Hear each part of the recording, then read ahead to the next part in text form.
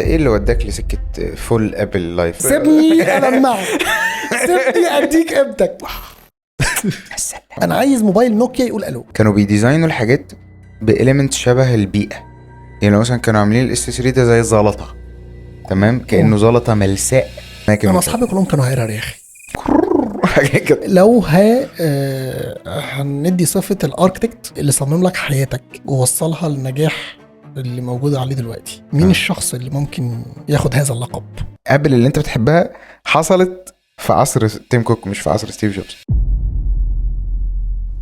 عارف ان ناس كتير اول ما هتشوف الحلقه دي ممكن تستغرب شويه وتقول هي ايه علاقه التكنولوجيا بالعماره، بس الحقيقه ان عماره الناس عمرها ما كانت عن المباني بس. احنا بنتكلم كتير عن المباني والمدن، بس معلش، العماره في جوهرها هي عمليه بناء، وانك تبني انسان مش اقل اهميه ابدا من اننا نبني مباني ومدن. علشان كده من وقت للتاني بنستضيف ناس ناجحه من مجالات مختلفه علشان نعرف رحلتهم ونحاول نستفيد ونتعلم منها. فمعانا النهارده يحيى رضوان، واحد من الناس اللي انا شخصيا اتعلمت منه جدا، ويمكن هو اللي خلى ناس كتير مننا تحب التكنولوجيا وتقعد تتفرج على فيديوهاته بالساعات من غير ما تزهق من كتر ما هي جميله. وهو موجود معانا النهارده علشان نعرف تفاصيل كتير عن رحلته. فاهلا بيكم في حلقه جديده من عماره الناس.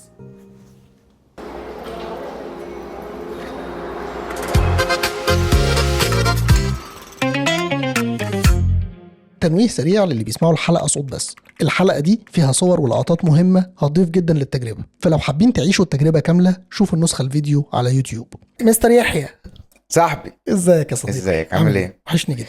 اخيرا وصلت لك. لا وصلت انت، احنا واصلين عادي. احنا بس ما انت الوصول ليك صعب. لا تجتمع الحاجات على بعض. عامل ايه؟ بس اخيرا يعني الجماعه، مبسوط ان انا معاك والله العظيم. والله يا حبيبي انا مبسوط اكتر ان انت نورتني اخيرا في العمارة. هنقفل بيك السيزون.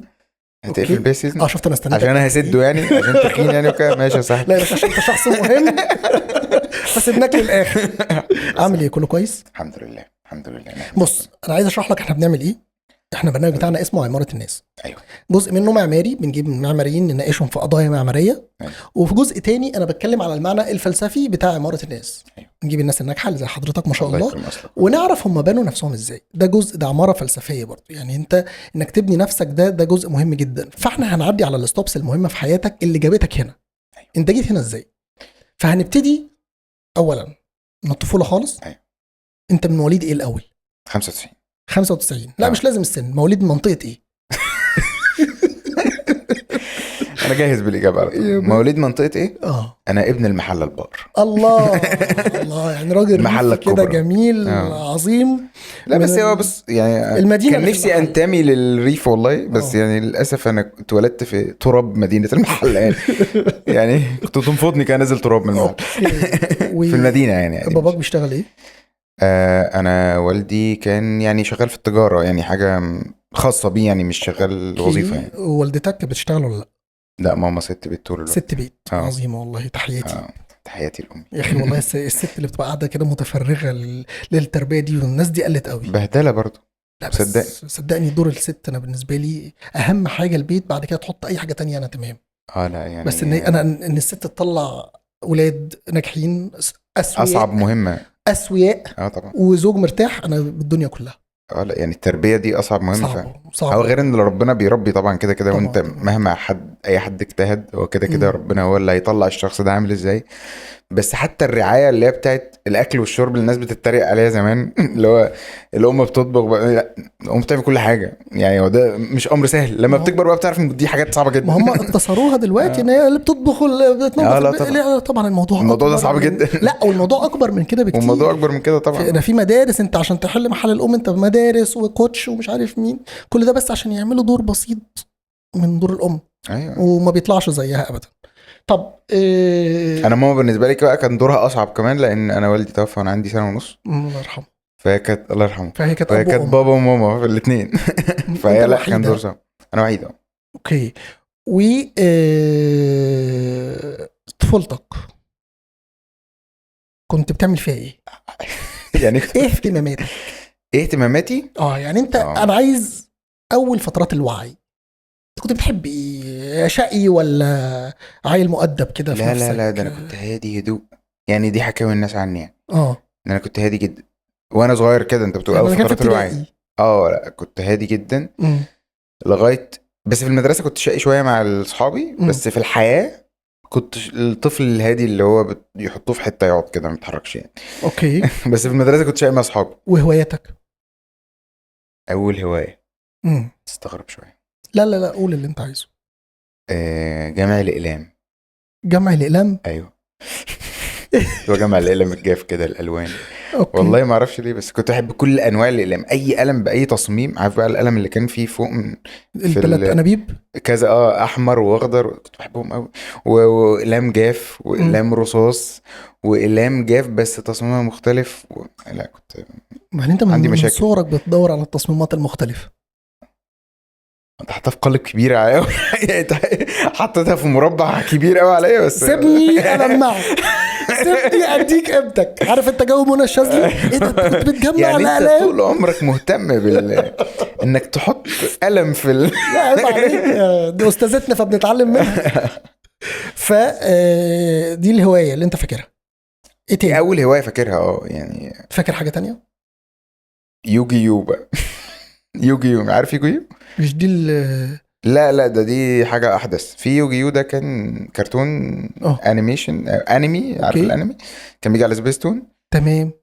كان معلش حاجة أطفال. أنا بقول يا أطفال، باشا حاجات أطفال. تمام أنت والله اللي انا سألت. بفتكر معاك. انا كنت بتفرج على سابق ولاحق وكنت بجيب العربيه وسابق دي. ولاحق برضو عدت عليا. بس دي كنت انا في اخر اعدادي ثانويه عامه.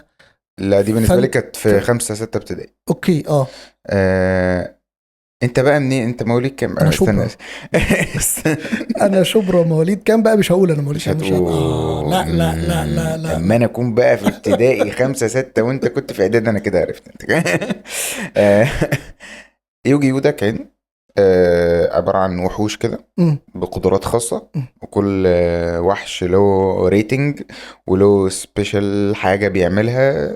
يعني مثلا في مش دي بوكيمون؟ لا معاها في نفس الجنريشن بس ستايل تاني، ستايل كروت برضو زي بوكيمون. تمام. بس كان ليها يعني حالة مختلفة، مش حالة طفولية شوية زي بوكيمون كده والكور وبتاع. هي كانت اللي هو دارك شوية، فاهم؟ اللي هو كان فيه التنين الأبيض أزرق العينين ومش عارف. انت عارف ان بوكيمون دي احنا كنا بنلاقي الكروت بتاعتها في أكياس ليز؟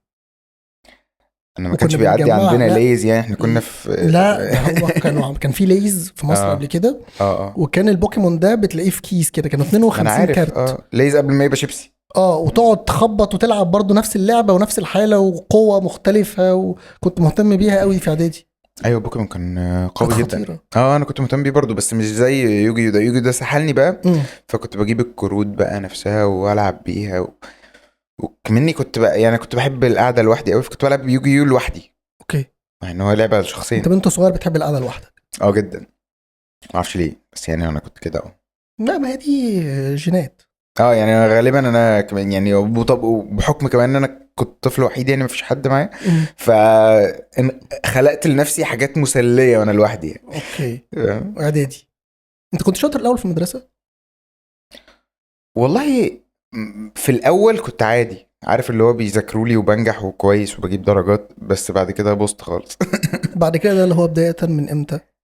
يعني تقدر تقول اول ثانوي. دي بدايه مرحله البوظان، بدايه الفساد. انت عارف انا مرحله الفشل بالنسبه لي كان الهروب من المدرسه والبلاي ستيشن والحاجات. انا ما روحتش المدرسه اصلا في ثانوي تقريبا ولا مره. ما احنا كلنا كده. لا احنا فكره بقى، انا الموضوع بدا معايا في ابتدائي، 5 ابتدائي. انا الطفل الوحيد يا اخي اللي كان بيهرب من المدرسه في 5 ابتدائي. مين علمني؟ انا مش فاهم. مع اني كنت ملتزم جدا في اعدادي وثانوي. بس ما اعرفش ايه اللي حصل لي في 5 ابتدائي جنني. كنت مهوم قوي ببلاي ستيشن 1 واليابانيه. هي بقى لحظه انطلاق ان في حاجه احلى بره المدرسه. دي حقيقة. بس ده كله حاجات غلط يا جماعه، وما حدش يعمل كده عشان دي حاجات وحشه جدا. ما بقاش في مدرسه دلوقتي. والله انا ما اعرفش، بس يعني انا نقول نصيحه كويسه للناس. لا دلوقتي صعب يهربوا من المدرسه. خلاص دلوقتي بقى في متابعه شديده. الموضوع بقى كارثي يعني. احنا كانت الدنيا سايبه عندنا.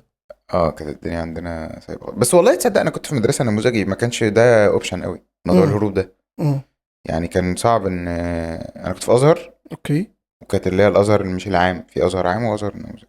انا كنت في الازهر اللي هو النموذجي، فما كانش عندنا الحاجات دي.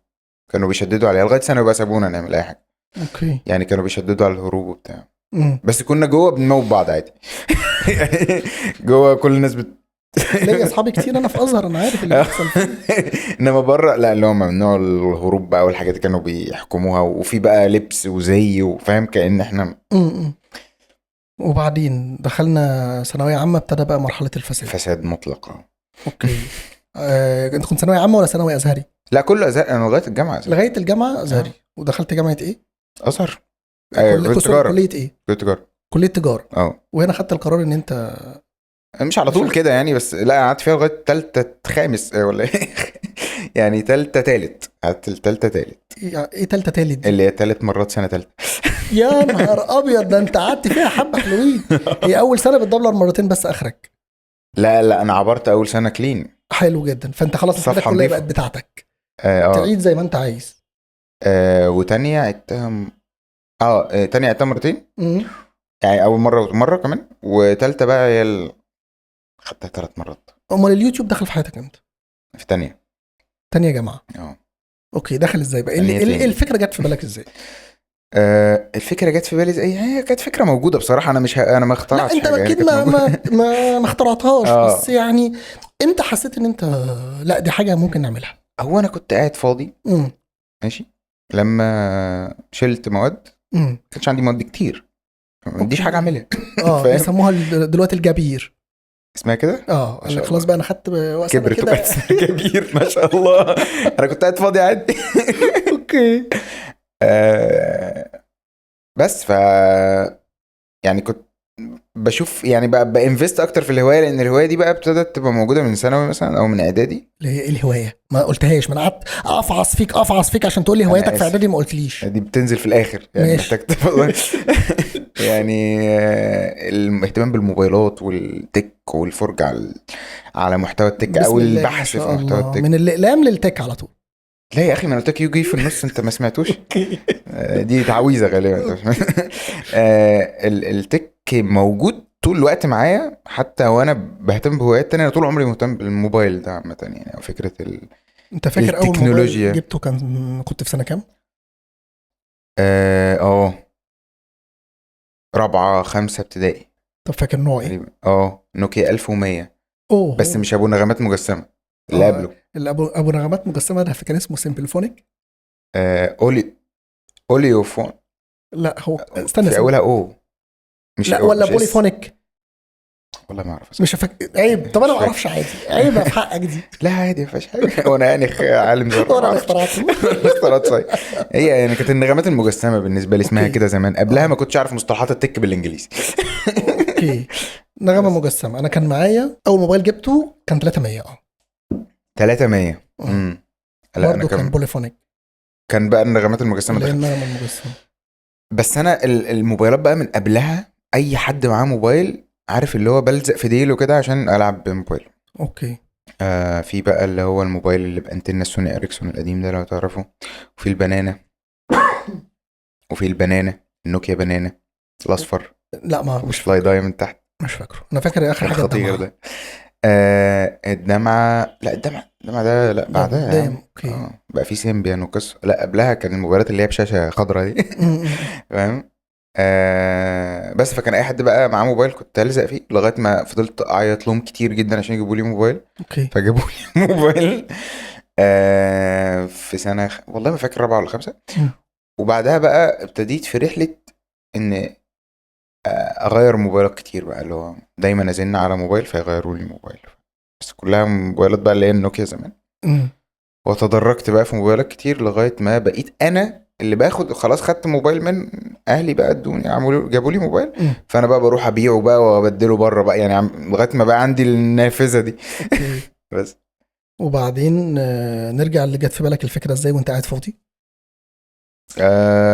قاعد فاضي، مم. ودي الحاجه اللي انا بحبها، التكنولوجيا والموبايلات وكده. ف على طول كنت بتفرج على محتوى بره بقى، الاجانب وكده مم. بيعملوا هذه الفيديوهات، وكان في عندنا في الوطن العربي برضو في مصر صناع محتوى جامدين جدا. مم. بس ما كانش في حد بقى اللي هو ايه في المصريين بيعمل كونتنت شبه الاجانب، اللي هو بقى يطلع بوشه ويعمل، كان في ستايل كده فيديوهات معين بتاع الاغاني اللي هو تطلع بوشك وتتكلم وتعمل ريفيو مش عارف ايه، اللي هو مش بس بتبص على الموبايل كده. مم. فالستايل ده ما كانش موجود. اللي اول حد شفته بقى عمل الموضوع ده كان يوسف لوندي. اوكي. تمام. فانا الله، طب ما واحد عمله انا عايز اعمل زيه. يعني يوسف ابتدى قبلك؟ ابتدى قبلي بحوالي 3 شهور اوكي. او 5 شهور مثلا، مم. حاجه زي كده يعني. انا بادئ قناتي دي، انا قبل قناتي دي كان عندي قناه تانية كانت في 2015. تمام. وهو يوسف بقى كان عاملها من اول 2015، كان عامل بقى ريفيوز وحاجات زي كده برضو وبتاع. مم. ف... فانا شفت ان هو عامل كده فعملت زيه، وبتواصلنا بقى مع بعض. هي دي نقطة الانطلاق، ان انا بعد اول كام فيديو تواصلت معاه، مم. اللي هو انا فكرة انا بعمل زيك ومش عارف ايه وعايز اتعرف عليك اوكي. و... واحنا بقى اللي هو ايه بداية الستايل ده من الفيديوهات. مم. فاهم. فانبسطت جدا بالتجربة. اول حسيت ان هي ليا قبلها كان عندي شعور كده ماليش لازمة. فاهم. انا كإنسان ماليش لازمة قوي. مم. فاهم. لان الدراسة مش مهتم بيها تماما، عمال بسقط وخلاص. فاهم. وما عنديش شيء بعمله يعني. انت بتعمل ايه في الحياة ما اعرفش. طب ما فيش كليه كان نفسك تخشها مثلا وما دخلتهاش؟ كلية كان نفسي اخشها وما دخلتهاش، لا يعني خالص. ما في ثانويه عامه ما كانش عندك حلم ان انت هتستغرب تخش؟ قوي بس اه. كان نفسي اخش حاجات اللي هي اصول دين وشريعة والحاجات دي، مم. لان أنا كنت مهتم قوي بالمواد دي. تمام. بس حسيت الموضوع كبير عليا قوي، فقلت اخش اسهل كليه ممكنه. فاهم. مم. لا ف... اصل في ناس كتير يقول لك انا عايز اخش هندسه، طبيعي جيلنا كله يا طب لا يا لا لا لا لا هندسه لا يا ولا، صيدله. انا ما كنتش لو هناك فشلت خالص. لا لا لا. فيفشلوا في ده، فمجموعه الثانويه العامه اه. يجبرهم على تجاره حقوق. وبصراحه انا كنت تعب فخلاص. ماما معايا قوي، فهي ما كانتش حاطه عليا الايه ال ال ال ال اللي هو اطلع دكتور بقى. فاهم يعني، ما كانش فيه الحته دي. اللود ده ما كانش. لا يعني انا تعبتها قوي وهي خلاص عارفه ان انا فاشل، فهي مش متوقعه مني ان انا ابقى دكتور. ولا متوقعين مني موضوع الهندسه يعني. انا متوقعين مني عادي مسار طبيعي انا دايما بتكلم في حته انا فاشل ديت. هو الطبيعي ان مفيش حد فاشل. انت متخيل؟ هي انا طبعا. بشوف ان الفشل بتاع النظام التعليمي عندنا للاسف انه ما بيلاقيش الحاجه اللي الشخص ده ممكن ينجح فيها. ما هو انت دور فتره التعليم دي كلها ايه؟ ان انت تدرس حاجات مختلفه لغايه ما نعرف يحيى شاطر في ايه. اللي للاسف المفروض المدرسه تعمل ده. للاسف احنا عندنا في مصر هو انت اللي لازم تعمل ده، ومش ناس كتير عندهم الوعي الكافي ان هم يكتشفوا هم شاطرين في ايه. مم. يعني يا بيوصلوا زي سيادتك كده، يا مش بيوصلوا يضلوا الطريق. انت خدت بالك؟ يعني انت ممكن تكون ايه، انت تخيل انت في ثانويه عامه لازم تبقى شاطر في العربي والانجليزي والفيزياء والكيمياء والرياضه والاحياء انا بس والتاريخ. هقول لك على حاجه، ايه هو ده؟ بالرغم من الضغط النفسي اللي ده بيعرض الطفل ليه، الا انه بيعلمه الالتزام والديسبلين كده. ماشي، بس برضه بالطريقه صراحه يعني. الغلط. ايه. بالطريقه الغلط. يعني انت تخيل كده ان انت اكتشفت هوايتك دي من وانت في ابتدائي مثلا وقعدت تنميها. فكره حب الالوان وحب التصوير وفهمني وحب التك انت الله اعلم كان ده متخيل؟ هيوديني في مسارات عامله ازاي. يعني مش عارف، بس انا حاسس فعلا مم. التعليم طبعا المفروض يكون بطرق احسن. انا ما اعرفش دلوقتي الطرق عامله ازاي، بس يعني عامه الاهتمام بالتعليم هو بوابه كويسه لالزام الطفل او الشاب اللي بيطلع ده ان بحاجه. ده طبيعي، فاهم ده طبعا قصدي. ده اهم حاجه طبعا. عدم وجودها بيعمل خلل في الشخصيه شويه. لا واحنا هنقول ما نتعلمش، احنا بنقول مش عايزين مساله ما يتعلمش، نعدل اقصد ان هو السيستم بتاع التعليم شويه. اه وفي مدارس كتير دلوقتي، المدارس الانترناشونال بقوا شغالين في ده مم. بشكل كويس. نرجع اول كاميرا اشتغلت بيها، اول حاجه، لا بلاش اول كاميرا، اول حاجه صورت بيها ممكن تكون صورت بموبايل. طبعا. كان موبايل ايه؟ سامسونج جالاكسي اس 6 المش اتش. اس 6. لا مش فاكره اس طبعا. 6 كان تاني موبايل من سامسونج يصور 4K. ياه. اه وكان اول موبايل ازاز، اول موبايل بفريم معدن، اول موبايل ياخد الديزاين بتاع الايفون، فكره ان هو ازازه ومعدن. كان رفيع قوي ولذيذ هو قوي. ديزاين الساندوتش ده. بالظبط. كان رفيع قوي قوي يعني. لما تشوفه دلوقتي هتنبهر حتى النهارده. وحتى من رفعه وبروز الكاميرات لها بروز، مع ان الكاميرات زمان سنسور كان قد ضفرك. فاهم. بس برضه بروز الكاميرات له بروز لانه رفيع جدا. يعني انا يعني اللي هو ارفع برفع الايفون اير دلوقتي. انت متخيل في إيه ده؟ زمانها؟ والله. ماشي، بس ما كانش فيه لا الباتري كانت بنفس الكاباسيتي ولا الكاميرا زي ده ما على انت اساس ان بتقول. الايفون اير بكاباسيتي اساسا. هو برضه ما مش هي الباتري بكاباسيتي. تعبانه برضه. بضحوا بالظبط، بالباتري احنا عشان بنرجع لورا يعني، او احنا بنستغل حاجات كانت موجوده زمان عشان نعيد اه. عملها. الايفون اس 6 كان خطير صراحه. و كنت بقى موصل السماعه، عارف انت الستايل ده، امم. سماعه السلك وتمسك الميكروفون كده اوكي، وبتاع. قعدت كده قد ايه؟ الاضاءه، لا قول لي الاضاءه. الاضاءه دي كانت محطه، عايز محطه، اه. هي دي بقى كان اول محطه في الاسانسير. آم، الاضاءه انا كنت آه، في الاول خالص بصور من غير اضاءه، وبعد كده ادركت الاضاءه دي مصيبه، ما ينفعش حتى لو بالموبايل لازم يكون في حاجه اسمها اضاءه. امم. فبمساعده ماما طبعا، يعني ماما هي زقت معايا كل حاجه من البدايه للنهايه حتى الان. فساعدتني في ان احنا نعمل سوفت بوكس، بس بادوات بقى منزليه. كان عندنا كرتونه، مش فاكر كانت كرتونه ايه والله، بس هي كانت عميقه قوي، شبه الايه، البارابوليك او السوفت بوكس المربع عادي امم. بس العميق. امم. تمام. ومن ورا عملنا خرام. حطينا دوي لمبه. دوي. دوي لمبه، وبعد كده لفينا لمبه لوز عادي، لمبه اوكي، عادي، اللمبه لمبه عاديه. الموفره عادي اللي هي مش فاكر اسمها اللي ايه هي انت بالظبط. لو صورت بالان تي اف سي دي هنفليكر. طبعا. وكانت بتفليكر بس منوره، مش مهم. اوكي. فكره ان في اضاءه اساسا. فاهم. اه. وعلى فكره زمان برضو ده كان على طول قبل ما يبقى في توتوريالز حتى تنور ازاي الكي والرم والهوب، فاهم الحاجات دي ما كانش لسه بدأت تنشأ. وهي بتنشأ انا كنت بستفيد منها وعمال بشتري، فاهم يعني، قبل بيتر ميكان لو تعرفوا الناس دي، قبل ما الفيديوهات دي تبقى موجوده. فاهم. ف دوي لمبه يا باشا، تمام، وقدامها بقى عشان ديفيوز اللايت ورق زبده. ولزق سوفت بوكس، ونوقفه ازاي مواسير ميه في بعض، فاهم، وحرف التي. والنبي فاهم؟ عندك صوره عندي فيديو. ابعت صوره مين؟ والله ابعته لي احطه لي. عندي فيديو يا باشا. ده هيفرق معايا قوي. والله موجود. بص انا كنت عامل حاجه شبهها، بس انا كنت يعني متقدم شويه، لان لا انا كنت بس. جايب الليد الديش ده. اوكي. اه فطبعا اكتشفت ان ده مش عايز سوفت بوكس. عايز ديفيوزر. فجبت له ورق كلك، مش ورق كلك، ورق كلك تخين ما يعديش كانسون، ورق آه. كده اسود من سمير وعلي. ورق اسود اه. عشان تحدد قمت اوكي تمام، ماشي. اكتشفت ان في ايدج، اه فقمت مثبت فيه ورق كلك داير عشان بس ما يبقاش في بس ورق كلك تخين قوي. ايه. ابيض. لا كلك، لا شفاف. شفاف. اوكي. ورق ورق الكلك كلك امال اللي هو اللي بيترسم عليه اسمه ايه؟ كانسون. كانسون. ماشي. اوكي. لا ورق الكلك ده اللي هو الورق الشفاف، زي الشفافه كده، ماشي. بس ماسك نفسه شويه. اوكي. فقمت ماسك الايدج، فعشان ما يبقاش فيه فصل، ما يبقاش خط صح. بين النور وبين الظل. انت عامل بنفسك الجريد يعني. واحد صاحبي كان مصور، كان عنده البتاع البيضه دي، الديفيوزر بتاع اوكي، القماشه ديت، اي خدتها منه، مش عايزها، خدتها منه، قمت ايه عامل زي لففها. كوره زي اللي فوق ديت. اي اوكي. جامد. وابتديت بقى يا باشا كتير. على فكره ما الاضاءه كده، هو ايه المشكله؟ هي المشكله بس في دقه السكين تونز مع مش عارف ايه، بس في النهايه هتطلع لك الصوره. ما انا كنت بتفرج على فيديوهاتك بتعقد، اقول ايه القرف اللي انا. لا يا عم، في الاول لا، لو شفت الفيديوهات دي مش تقول زباله عادي. بس تمام يعني. ماشي. كانت مشغله الشغل. فضلت حتى بعد ما جبت الكاميرا فضلت شغال بيها فتره. اول كاميرا فاكرها؟ الكاميرا كانت 650 دي ولا كانت 700 دي؟ بس هما الاثنين اخوات يعني، هما الكاميرا دي يعني. الكاميرا اللي هي كانون. كانون اللي هما ما فيهمش ولا اوتو فوكس ولا اي حاجه في العالم.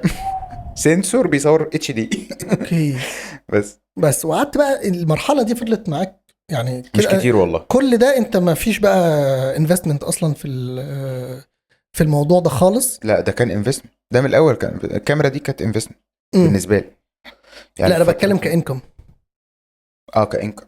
فاهمني، انت ما فيش حاجه بتيجي خالص، انت قعدت شغال قد ايه لغايه ما ابتدى ده الموضوع ده يكون شغل؟ مش كتير والله، انا ربنا كرمني جامد يعني، انا يعني كانها كرة تلج كده. الحمد لله يعني. هو ربنا سرع الموضوع، وانت ما تبقاش وقتها فاهم ليه يعني، او دلوقتي بتفهم بقى اللي هو تحمد ربنا على اللي حصل يعني. لا هو انا ما عادش كتير، اما بقى ده شغلي 2 مثلا، وده مش كتير. لا ده كتير. ده مش كتير والله. ليه؟ ده لو هتبتدي النهارده هتوصل للي انت فيه ده في قد ايه؟ 6 شهور. لو هبتدي النهارده اوصل اللي انا فيه 6 شهور. مش اللي انت فيه، لو ان فكره انت آه. تتشهر وتتشاف، فكره اللي انت وصلت له بعد سنتين تعرف توصل له بعد 6 شهور دلوقتي بالشورت فورم والحاجات اللي طلعت دي. انا فاهمك، بس لا انا حاسس بصراحه ان لا الواحد يعني ما تعبش يعني عادي. مفهوم. يعني ممكن من بره يبان اللي هو انا حتى في الصخر، بس انا كنت بعمله بحب. فاهم؟ انا بعمل حاجه بحبها، وربنا هو اللي زق الامور انها تبقى في مسار ان ده شغلي ويكسب فلوس ويعمل لي ويعمل. فاهم قصدي؟ لكن انا كنت انا بتسلى. انا بقول لك واحد قاعد فاضي ما عنديش حاجه اعملها. فاهم؟ فعمال وكل الفلوس اللي تيجي بقوم حاططها في الشغلانه. فاهم؟ في الموضوع لغايه ما بقى الفلوس اللي بتيجي اكتر من ان انا انفست، بقت اصبحت انكم. فاهم؟ قبلها ما كانتش انكم، كانت مجرد بتصرف على نفسها وخلاص. يعني ده فاهم؟ امتى القرار اللي اتاخد بتاع لا انا مش هكمل في الدراسه؟ ما هو بعدها بسنتين بالظبط في 2018. لما لقيت ان البيزنس خلاص بقى مستقر. لقيت ان انا لما بيكسب فلوس واصرف على المحتوى في لسه فايض ممكن اعيش بيه بقى واكل واشرب فاصبحت شغلانه اهي. بس فده بالنسبه لك كانت هي دي الستوب المهمه جدا. خلاص دي واضح انها شكل حياتي هتبقى كده، ان انا هعمل محتوى وكده. بس ده غير ان انا كنت عايز اسافر. كان في مشكله في السفر. انت عارف موضوع تصريح السفر والقصه دي. فكان عندي مشكله بقى في ان انا اطلع ده من الجامعه. ف فقلت على ايه بنقصه. هو انت بيجي لك سفر للشغل، ما خلاص بقى بيجي لي سفر بقى وسفريات وشغل وبتاع وتعال نروح الامارات وانت الكليه مش عارف اسافر. وفي اوبشن في اثبات قيد ومش عارف ايه. مفهوم، فاهم؟ عارف. بس انا كان عندي مشكله في دي بقى، اثبات القيد دي بسبب دفعتي كان فيها حاجه كده، فكانوا مش راضيين يطلعوا لي اثبات قيد مش عارف ايه. بس ف... فقلت بنقصه. بس طبعا ده كان قرار صعب جدا، وماما تعبت معايا قوي في القصه دي. ندمان على القرار ده؟ مش ندمان على القرار نفسه. انا مش عايز اندم على حاجه، لان ربنا برضو هو اللي اختار المسارات. فاهم قصدي؟ يعني وقت ما ابص عليها اقول شوف لو ما كانش ده حصل كان زمان كذا. مفهوم، ده فتلاقي مفهوم. لا، فتلاقي انت ليه دلوقتي عندك حته من جواك ندمانه. ندمان اني ما اتعلمتش حاجه معينه. فاهم قصدي؟ يعني انت لو كنت يعني دخلت تجاره وخدت ال4 سنين سك. ما هو مش تجاره بقى، عشان التجاره دي مش تبعي. فاهم؟ يعني لو ندمان ان انا ما دخلتش شيء ما اكاديميك افهم حاجات معينه. فاهم؟ حاسس ده ان كان فضولك ممكن ده لا بس فضول. معلش خلينا نتفق على حاجه. بس انت مش في عايز احطها في سكة، سياق ندمان، بس لا مش ندمان. انت في سكه انت سبتها.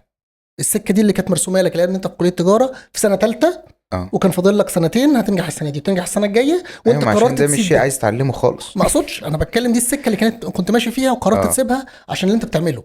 مش عايزين نرجع بقى للندم اللي هو لو ما كنتش دخلت تجاره انا كنت هخش حاجه بتعلم فيها حاجه مثلا. لا مش عايز الندم ده. انا بكلم الندم بتاع القرار ان انا مش هكمل تجاره. لا ده مش ندمان عادي. ده عادي ده. بس لا انصح حد ان هو ياخد قرار في حياته كبير زي كده. انا ماليش دعوه. لا احنا ما بننصحش، احنا بنشرح تجربه. بس اوكي، التجربه ديت المخطط فيها كان ربنا سبحانه وتعالى في الاول. بس فاهمني؟ يعني هي جت كده، ربنا سبحانه وتعالى مخطط لك حاجه معينه فهو مشاك في السكه دي. حتى القرار ده هو نابع من تخطيط ربنا سبحانه وتعالى جدا. انما ان انا من الاول داخل مش عايز اتعلم. لا وبعدين انا لو ما كانش عندي اللي بدأ يجيب لي فلوس ده كان هيبقى قرار غبي لو كنت مشيت يعني. طبعا. يعني لان الله اعلم مش يمكن في مسار تاني تروح له بكليه تجاره عادي، هي كليه الشعب وكل هذا الكلام. بس في ناس بتشتغل عادي يا جماعه. بس انت عارف ايه النتيجه اللي انا وصلت لها من النقاش ده؟ ان انت تستثمر في هواياتك زي ما هتستثمر في تعليمك بالظبط. اشتغل على الاثنين، لان وارد جدا ان شغلك بعد كده يطلع هو هوايه من هواياتك القديمه. استثمر في هواياتك عادي. فاهم قصدي؟ يعني انا اقول لك حاجه، لا يعني مثلا انا بشوف ان الابداع دايما بيجي في دمج التخصص بالهوايه. أوكي. يعني انا دلوقتي شغلي هو كان هوايه، شغلك دلوقتي هو كان هوايه. حصل. اوكي. في ناس تانية احنا سيبنا شغلنا بشكل كبير وتوجهنا ناحيه الهوايه. في ناس تانية الابداع عندها ان هم يزودوا حته الهوايه على شغلهم، فيلاقي ديسيبلين مختلف خالص او فتحت له زاويه مختلفه تماما للحاجه اللي هو بيعملها. الناس كلها بتعملها بشكل معين وهو اكمن كان عنده هوايه صغيره مثلا في حته تانية، اندمج الاثنين مع بعض خلاه مختلف. انا بحب الكلام ده جدا وانا موافق عليه. بس انا عندي مشكله صغيره معاه، ان هو في بعض الحالات يعني مش عايزينه بس يبقى في حته ان هو ايه، ان اتبع شغفك او اتبع هواياتك. انا ضد ده لان اتس اوكي ان انت تكون عادي. فاهم؟ اتس اوكي ان انت تكون مش مميز ولا مختلف، عادي. لسه كنت بصور مع حد، كنت لسه بحكي لك. خلاص هو بيقول لك اتبع شغفك، قلت له يا حبيبي انت عارف المثلث بتاع ماسلو؟ انت عارف الشغف بقى فين؟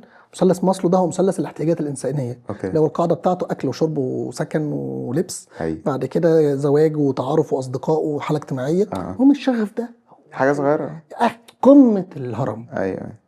فاهمني؟ فانت اتحقق ما تحققش دي حاجه بتاعت ربنا، بالظبط بالظبط. انما انت تسيب كل الاساس عشان شغف عشان وهواية. شغفك. لا ما بنهزرش. لا انا بتكلم في ايه، انت راجل دلوقتي بتدرس، صح. ماشي، العب رياضه، اقرا كتير في مجالات مختلفه. لو لقيت انك بتحب الرسم، اعمل مثلا إيه لو حاجة رسم بتحب اشتغل في الرسم مثلا. تمام، كل ده بجانب المسار بتاعك الاكاديمي. اوكي، لا، بتحب تصوير اشتغل استثمر في التصوير واعمل كده. اوكي، بتحب المزيكا اشتغل في المزيكا. وعلى قد طاقتك برضو. طبعا مع لازم نعمل توازن. يعني مفيش بريشر، مفيش داعي للبريشر اللي هو انا لازم اعمل كده. لا مفيش داعي لازم، يا عادي. باشا انا راجل اولد سكول، انا كان نفسي اتولد في حضاره تانية، اللي هو انا اصحى انا اجيب اروح اصطاد اجيب انا بس انا انا ضد بس الحضارات يا جماعه. الحاجات الحديثه بتاعت ان الناس لازم تعمل كل حاجه، لا لا لا لا لا لا والناس لا لا. لازم تنجح. انت بتنجحش ليه؟ لا ايه مش المشكله لازم ما خالص. تبقى عادي ممكن تبقى عادي خالص. وتصحى كل يوم يا باشا، تطلع تروح الشغل تيجي ولو من الشغل. نجحت مش لازم تفضل ناجح، عادي. ممكن تبقى مستقر، مش لازم تفضل بيك وتفضل طالع، عادي. ممكن تبقى اللي اسمها بلاتو باين، مش عارف ايه، لازم تفضل كده عادي. والله هي الحياه اسهل بكتير، هو احنا اللي بنصعبها على نفسنا، او الحاجات اللي حوالينا بقت فعلا المحفزات كتير. معليين قوي الاكسبكتيشنز في الدنيا باظت. المحفزات كتير ان انت تبقى احسن، وان انت تبقى اغنى وارفع واحلى. مفيش داعي يعني. ممكن تبقى عادي. طب انت نفسك تبقى ايه؟ انا عارف انت هتشاركني الحته دي بس قولها يعني. نفسي ابقى ايه؟ لا نفسك حياتك تبقى ماشيه ازاي؟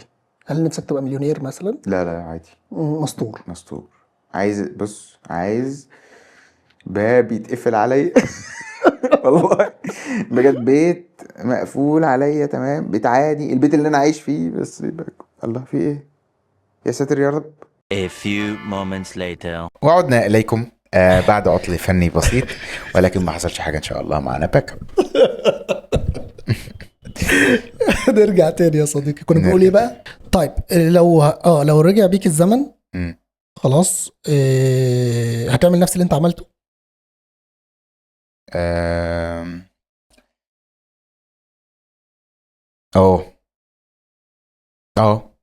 هعمل نفس اللي عملته يعني، لان مش عشان هو كان القرار الوحيد الصح، بس عشان المسارات اللي حصلت بعدها بمشيئة ربنا انا راضي عنها. هعيد نفس اللي عملته. لو انا قاعد في الاستوديو بتاعي بعمل فيديوهات والحاجات اللي انا بحبها ومفيش ضغط عليا من اي نوع والدنيا تمام الحمد لله. كلها مسارات انا راضي عنها وتمام، يعني ما كنتش ما كنتش عايز اغير حاجه. لا تمام. على فكره ده نفس اللي انا بفكر فيه، انا مش محتاج حاجه اكتر من ان انا اقعد اصمم اللي على مزاجي واطلع فيديوهات بالشكل اللي انا عايزه وشكرا، من غير ما حد يضغط عليا. لو انا عايز اغير حاجه مستقبلا، هو ان انا بس مش عايز ابقى عبد الالجوريزم كده. ده شيء مش حابه، مش مبسوط منه، بس تغيره ازاي ما اعرفش، ما عنديش آلية تغييره. يعني ايه عبد الالجوريزم؟ يعني هو انت دايما في استراجل وفي خناقه، دايما في خناقه. فانا نفسي اغير ده، بس مش عارف ازاي دلوقتي. ما انا لسه بسالك هذه ممكن ده يتغير ازاي؟ ما يجي لك انا مش سبونسر مثلا ينتج لك مجموعه حلقات، فانت كده جاي لك انكم من حته تانية خالص غير الالجوريزم. طب ما هو انت هتفضل في دماغك برضو اللي هو الفيديو ناجح ما نجحش، طب نعمل عشان ننجحه يعني. فاهم الفايت دي؟ يعني والمشكله مش الخناقه دي مش بتحصل عشان مثلا اللي انت بتعمله الناس مش عايزاه، يعني هو عشان الوصول بقى اصعب عامه. هي غالبا المشكله ان الواحد بيقارن دايما بفيرجن اسبق، والصح الوحيد مع السوشيال ميديا او مع شغلانتنا دي انك ما تقارنش بحاجه، انت تقارن بالنهارده. فاهم يعني؟ فكره انت تقارن المحتوى ده بمحتوى نزلته من شهر، ده مش صح. لان من شهر الدنيا كانت ماشيه بطريقه في الالجوريزم، ودلوقتي ماشيه بطريقه مختلفه. اوكي، وفاهم قصدي يعني؟ انا دايما بقعد اقارن بالسنه اللي فاتت مثلا. تعال نشوف اداء الريفيو ده مقارنه بالريفيو السنه اللي فاتت. فاهم؟ واشوف بقى الارقام، وصلنا لنفس البرفورمانس ولا مش نفس البرفورمانس، مش عارف ايه. فده غلط. بس وانت غصب عنك بقى، طب ليه ده ما نجحش زي اللي فات؟ طب اعمل ايه عشان كده يعني؟ انت عارف ان انا علشان خاطر انا عشان اتكلم في موضوع في العماره، فكان صعب قوي بالنسبه لي ان انا ازاي هبسط محاضره كامله بقولها في ساعتين في العادي لفيديو ربع ساعه. ده كان بالنسبه لي تشالنج، حاجه صعبه مم. جدا، وعملتها وقعدت فتره طويله لغايه ما بقيت اعرف اكتب سكريبتس ربع ساعه. بعد كده جت النقله بتاعت الشورت فورم، فكان الصعوبه ان انت ازاي الربع ساعه دقيقة. دقيقه ونص. الحمد لله عملته. اه مش عارف ارجع اكتب ربع ساعه تاني. انا بقالي سنه ونص ما عملتش لونج فورم. الموضوع بقى بالنسبه فاهمك. لي بياخد وقت كبير بس هو بقى جدا ما وما عشان بيحققش العائد. عشان اللونج فورم ما عادش اصلا الحكي او الموضوع او المعلومه هي اساسه. هو بقى للاسف زيه زي الشورت، هو محتاج هوك وبدايه ووعد وفي النهايه ريزولوشن. فاهم اللي هو انت بتسالني سؤال في الاول وخليني قاعد مستني الاجابه. هو لازم بقى في ستوري تيلينج لكل فيديو. مم. الطريقه دي انا كنت بحترمها عادي مفيش مشكله، بس لما بقت هي الشيء الوحيد اللي بيتقدم ما عدتش بحبها. فاهم قصدي؟ مم. طريقه الستوري تيلينج هو شيء جامد، وفعلا مش اي حد يعرف يعمل ستوري تيلينج. ده شيء لطيف في اليوتيوب لونج فورم، مم. بس لان ما عادش حد بيعمل غيره بسبب ستايل مستر بيست وغيره. تمام بقى اللي هو ماذا لو كذا، فنقعد بقى نفضل طرق قاعدين بقى ملتوية كده فبقيناش نحبها. فاصبح ان ده الطريقه الوحيده اللي بتنجح الفيديوهات، فبقى كله بيعملها، فما عادتش حلوه. مم. و... وانا بحب قوي ستايل اليوتيوب القديم. فاهم ستايل اليوتيوب اللي هو واحد قاعد بيتكلم ماسك حاجه في ايده بيوريها لنا او بيحكي عن حاجه بس.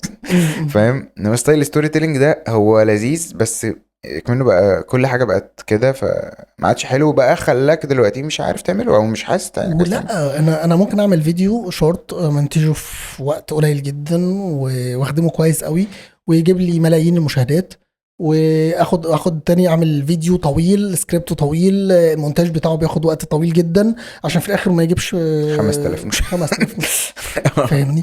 الناس بقت لا هي أيوة. مستهلكه للشورت فورم، مع ان انا شايف ان ده ابتدى يرجع تاني، اللونج فورم ابتدى يرجع تاني. بس مش اي لونج فورم. مم. ما هي دي فكره مم. ان الستايل التقليدي ما عادش مطلوب. فاهم قصدي؟ طب انت مش شايف ان الثلاث دقايق اللي اتفتحوا في اليوتيوب دول هيرجعوا شويه، هيزقوا الشورت فورم في حته تانية؟ بالتاكيد. جربت تشتغل عليها؟ بقيت بحاول انزلها بس انا مشكلتي ان انا عندي سويتشين جوه دماغي، سويتش اللونج سويتش الشورت. بس انت ما بتحبش الشورت انا عارف، ما بحبوش بس مضطر استعمله. فاهم؟ فما بقعد استعمله بلاقي نفسي بنتج دقيقه ونص برضه. فاهم قصدي؟ انا نفسي اجرب الثلاث دقايق دول، عايز اجربهم. يعني انا شايف ان هي حاجه جديده ومش ناس كتير بتعملها، فهيودونا فين؟ هتوصل لواتش تايم احسن، يعني هتخلي الناس عندها استعداد شويه انها تشوف، بس مش برضو مش يشوفوا ربع ساعه. مش حاسس انها هتعمل السويتش ده.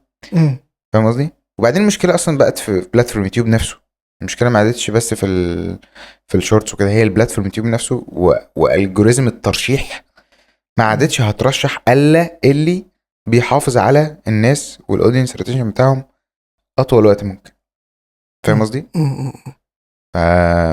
يعني هي الالجوريزم ما عادتش شغاله على غير دي، هي عايزه الناس قاعده اطول فتره ممكن. ما هو ده اللي انا اقصده، هي بما ان هم منزلين حاجه جديده فانت لو اشتغلت عليها هم هيزقوها جامد. على 3 دقايق يعني 3 دقايق. انا ما جربتش يعني. الله انا بفكر اجرب الفتره الجايه. انت عارف انا كنت قاعد مع حد كان شغال في جهه اعلاميه كبيره وكنا بنتكلم على فكره الشورت فورم وظهوره. فكان بيقول لي ايه هي تورته، كل المنصات بتاخد قطعه من التورته. ماشي. وكان بيتشارك فيها مثلا يعني نتفليكس، تلفزيون، قنوات الدش، قنوات الرياضه، كل واحد واخد قطعه من التورته قطعها كده. قال لك لما ظهر الشورت فورم التيك توك جه عمل ايه؟ هو ما بقاش بيقطع كده، هو مش لاقي له مكان هنا، فقال لك انا هاخد مكان بالعرض. انت ممكن تبقى تتفرج على نتفليكس ماسك موبايلك بتلعب في دي كارثه. خدت وقت نتفليكس، انا مش محتاج ان انا اخد معاك قطعه من التورته بالطول، لا انا خدت قطعه بالعرض. انت ممكن تتفرج على ماتش وشغال وفاتح تيك توك، ممكن تكون بتتفرج على مسلسل وفاتح تيك توك. دي بشاعه مطلقه، انت بتحكي لي بشاعه. دي كارثه. انت فاهم هو بيفكر ازاي؟ فانت مخك هو بيأهل مخك انه يشتغل في حاجتين في وقت واحد. وعشان كده برضو هيبقى ظلم مننا ان احنا نلوم على الالجوريزم، بس هو طبعا يتلام عليهم عادي يعني. مفيش مشكله يعني مبدئيا. بس اقصد ان هو اليوزر بيهيفير كمان، او النمط المشاهده بتاع المستهلكين بقى هو اللي بينجح ده، برضو هو اللي مسؤول عن ده. هم المشاهدين مش هيبقى تصريح غريب لو قلنا هم عايزين كده، فاهم؟ هو ستايل مشاهدتهم بقى كده خلاص. هو انا بشوف انه ادمان. خلاص نسيبنا بس من الموضوع ده. الموضوع ده شائك. كبير جدا وشائك جدا وهيوديني في حتت مش حابين نمشي فيها. ونرجع للموبايلات. يا سلام، ماشي نرجع لحاجه كومفورت. انا عايز اربط العباره بالموبايلات. انا بما ان انا راجل معماري فانا بحب الحاجات الويل ديزايند. جامد. اوكي. فانا عايز اسالك مجموعه اسئله سريعه كده، ماشي، وترد عليا رد سريع. يلا بينا. اوكي. الاول طبعا انت عارف جوني ايف. اكيد. اوكي. رائع. انا الراجل ده هو الاندستريال ديزاينر بتاع ابل، وهو المسؤول عن تصميمات كل منتجات ابل لغايه من سنتين مثلا لما ساب الشركه، حاجه كده. لا اكتر من سنتين صح. هو فتح شركه لوحده دلوقتي، واعتقد لسه هو متعاقد مع ابل بيصمم لهم لسه. بس هم لسه ما اعتقدش انه عمل لهم حاجه او ما بيتقالش احنا هو عمل لهم ايه. هو كان دايما كان تعرف ان هو معماري برضه. هو لا اندستريال ديزاين. هو عامل المبنى، ما اعرفش هو عامل المبنى بتاع ستيف جوبز. شارك. لا ده تصميمه. لا تصميم نورمان فوستر. هو شارك في التصميم، وستيف جوبز شارك في التصميم.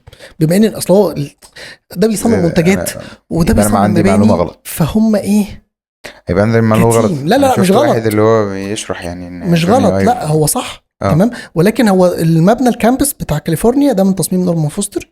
اوكي. وكان مشاركه في التيم ستيف جوبز وجوني ايف. وفي حاجات كانوا مسؤولين هم عنها، يعني في حاجات في الديزاين هم اللي عاملينها تماما. هو مبنى مبهر يعني. انا ما رحتوش، عملت عنه حلقات كتير، ما دخلتوش جوه. بس خطير. انا كان في بودكاست حلقه عملتها مع حد هو في فوستر اند بارتنرز، الشركه اللي صممت المبنى. فكنت بتكلم معاها على ستيف جوبز ثياتر. ده سقف الفلوتنج متشال على ازاز. فانا كنت بتكلم معاها، وانتوا ازاي فكرتوا في ده؟ يعني معماريا بقى بيشغلني، معلش يعني انا ما عنديش المعلومه ان في ازاز ممكن يشيل اللود ده كله. فانا ازاي غالبا عشان مرصوص جنب بعضه او في حاجه كده ان هو الواح. هو ازاز تم اختراعه للمبنى ده. فاهمني؟ فهي شرحت لي الفكره ساعتها. فانا عايز ارجع لجوني ايف والطريقه اللي بيصمم بيها. هو الراجل ده بيصمم حاجات مينيمال جدا جدا جدا. والحاجات المينيمال سواء في العماره او في اي اجهزه، اي غلطه ولو بسيطه تبوظ شكلها. يعني انت المبنى اللي فيه زخارف وتفاصيل كتير، لو في ديفوهات مش هتاخد بالك منها. انما لما تعمل مبنى سليك وبسيط، تمام. اي غلطه هتعمل الحيطه لو مش مظبوطه بالملي المبنى هيبقى شكله وحش. صح. تمام. وده اللي شغال عليها فين جوني ايف في البرودكتس بتاعت ابل. فعشان كده انا عايز اسالك البساطه بالظبط. هو مربع مستطيل جواه مربع ولا جواه دايره، والدايره الموحده في كل حاجه. فده المبهر بالنسبه لي. فهسالك سؤال، ايه احسن تصميم لموبايل عجبك السنه دي؟ ايه اكتر موبايل بتحب الديزاين بتاعه؟ صعبه دي. اشمعنى السنه دي؟ انا هرجع توسعها شويه. لا هسالك ده السؤال اللي بعده. السنه دي تنكلود النص الثاني من 25 عشان تعرف سنه الموبايلات بتبتدي من شهر. اختار السنه اللي ما تصعبهاش على نفسك بقى. ماشي. اختار السنه اللي انت عايز، الموديلات اللي طالعه كلها في الجيل ده المتنافسه. هو السنه يعني خلينا نقول الحقبه دي. ماشي. اخر تصميم حبيته يعني ال 15 برو ماكس. 15 برو ماكس كموبايلات، والاس 24 الترا، الاثنين يتنافسوا افضل تصميمات موبايلات فعلا.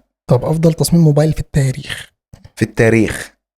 ايفون 5 اس اي يا باشا، سهله. والله ال 5 اس اي هم ال 5 وال 5 اس وال 5 اس اي هم كلهم واحد. اللي هو اول فكره لما عملوا الساندوتش ده. لا ما كان ساندوتش، كان كله ألمونيوم. ال 5 اس اي 5 اس 5 اس اي كلهم موبايل واحد. وال6 وال7 لا 6 و7 كانوا بقى سليم بقى وبتاع. ال5 ده كان عباره فريم كده ألمونيوم، وفي زراير الصوت مدورة، ومن فوق زرار الباور فوق. اوكي تمام. وكان الظهر ألمونيوم، وفي النص اللي قبل اللوجو، وأنتن موصلات الشبكة تحت وفوق بتلمع. خدت بالي صح. تمام. ومن قدام بازلز الشاشة يعني تخينة شوية، بس زرار الباور كده. في الفايف كان اللي هو غطسان لجوه، وبعد كده بقى بصمة، بقى الهابتك البصمة بالظبط. التاتش اي دي. افتكرت الفيلم ده انا في هو ده احسن موبايل بالنسبة لك يعني. هي حاجات بقى نفسية، فاهم؟ اكيد. لا انا يعني بتكلم عليك انت، انا مش بتكلم على حد. ما انا بقى موبايل في المطلق. لا انا بالنسبة لي ده احلى يعني. تصميم. انا لما بشوفه كده يعني. طيب احسن تابلت كديزاين. ده بقى عادي في التاريخ. يعني اللي يجي في بالك انت لما بتشوفه كده سامسونج جالاكسي تاب 8. ما اسموش تاب، النوت 8.0. سامسونج جالاكسي نوت 8.0. اوكي. كان تحفه، كان بابلي كده. تمام. كان في ترند كده عند سامسونج. كان ايه اللي هو من اول يا رب ايه الاس 3. سامسونج جالاكسي اس 3 كانوا بيديزاينوا الحاجات بإليمنت شبه البيئه. يعني مثلا كانوا عاملين الاس 3 ده زي زلطه. تمام. كانه زلطه ملساء، ماربل، مش عارف انت الحاجات دي. تمام. وعشان برضو يستوحوا من الطبيعه، كانوا عاملين الانيميشن ده اكتر حاجه كنت بحبها فيه. الانيميشن بتاع الانلوك، سوايب تو انلوك، كان ميه، قطرات ميه خرير كده وتعدي كامل حاجه كده. ماشي، بس احنا كده بنتكلم في سوفت وير يا معلم. لا هو كان كله على بعضه. كانت هي ميه واحده. يعني السوفت وير والهاردوير كلهم كده. فده بقى التابلت الوحيد حسب ذاكرتي اللي بيأدبت الطريقه دي. فاهم قصدي؟ ماشي. فكان يونيك قوي. فاهم قصدي؟ وكان القلم برضو جواه زي النوت الصغير. كان القلم جواه وهو كبير كده. طيب اللابتوب، طبعا انا عارف رايك بس قول. معلش خليني اضيف حاجه. المقاس كمان من الحاجات اللي رجوعا للتابلت. نسبه المقاس. المقاس كانت من الحاجات اللي مخلياني دلوقتي ممكن اقول لك، عارف لو هجاوب اجابه مودرن شويه، هقول لك الايباد ميني الاخير. التصميم الاخير بتاع الايباد ميني، دول افضل تابلتس، سواء ده او النوت 8.0 بتاع سامسونج. انا عندي الميني، وفعلا انا بعت البرو عشان اجيب الميني من كتر ما انا بحبه. تصميم عالمي، بس الشاشه زباله. ليه الشاشه وحشه ليه؟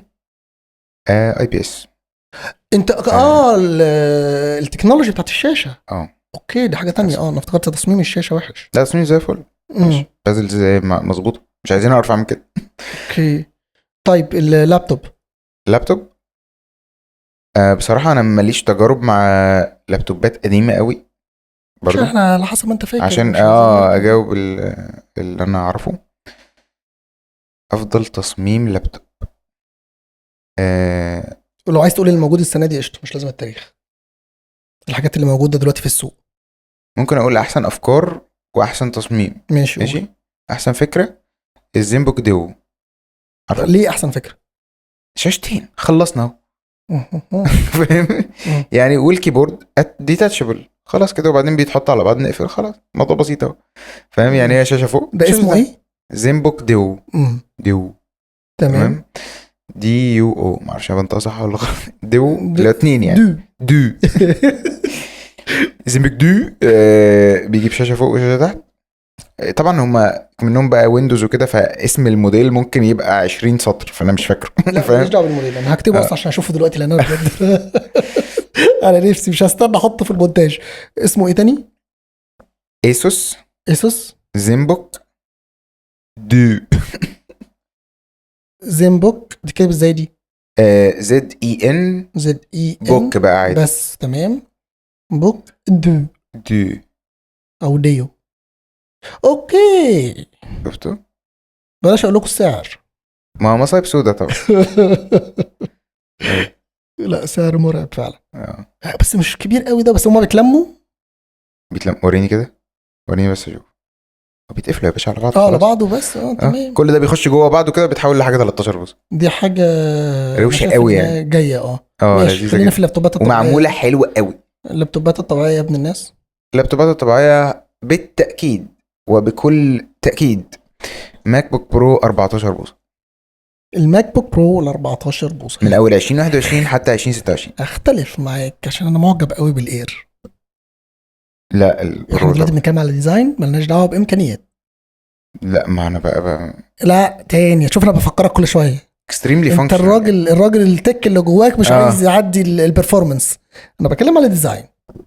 اير ولا برو؟ بورتس يا باشا، معيش من غير بورتس. لا ماشي. ماليش دعوه بالاستخدام بتاعك، الديزاين. لا لو كده بقى ارمي لي ده كله. لو بتتكلم عن الديزاين، اه ماك بوك 2012 طبعا.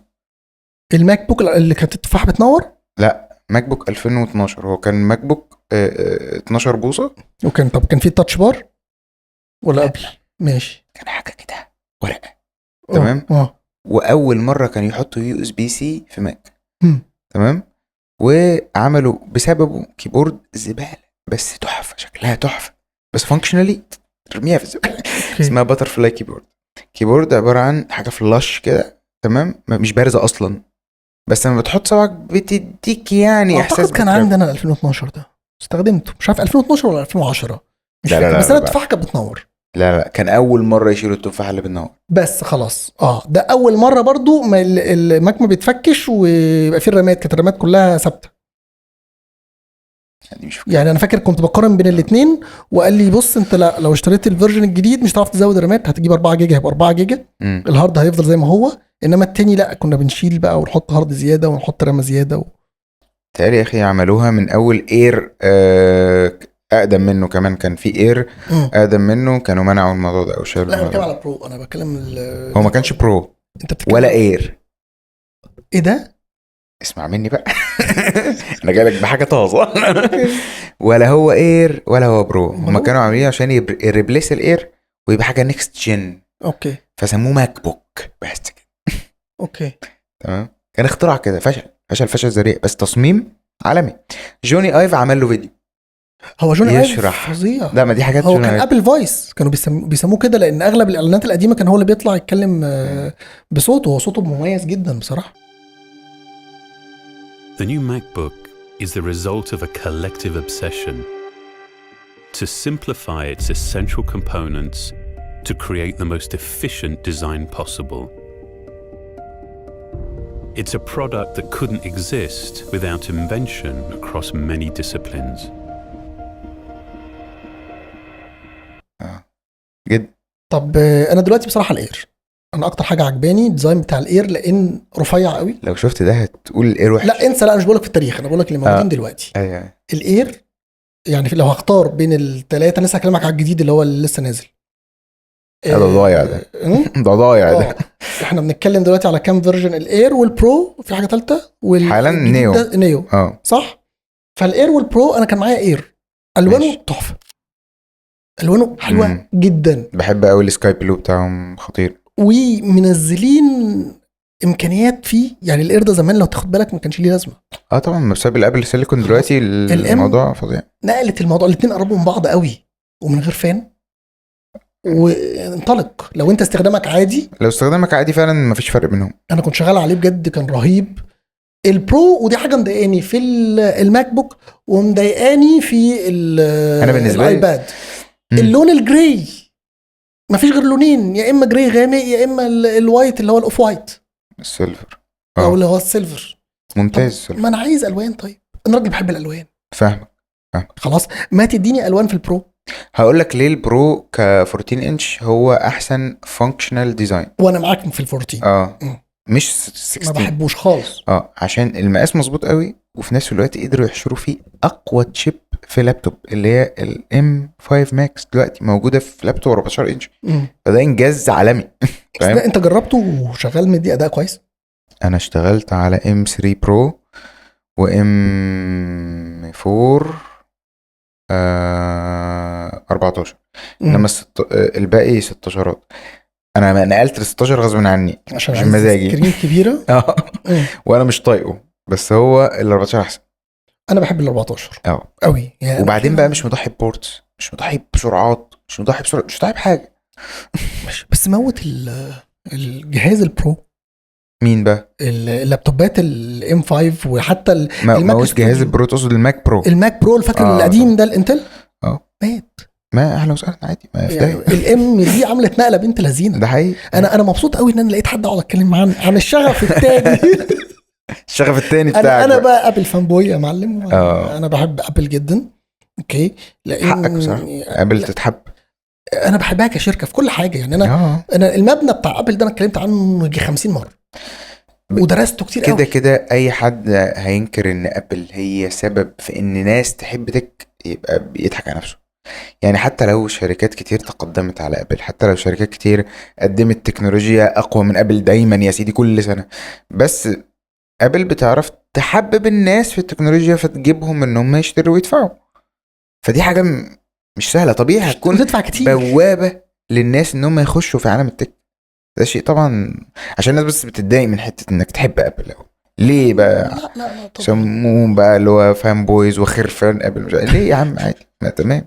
ايه المشكلة اما نحب ابل؟ لا انا بحبهم جدا، آه. ومغرم حتى بقولك بالاستراتيجي بتاعتهم في الماركتينج وفي الصناعه. هم انا مش عارف بقى تيم كوك لما مشي الراجل الجاي ده هيعمل ايه.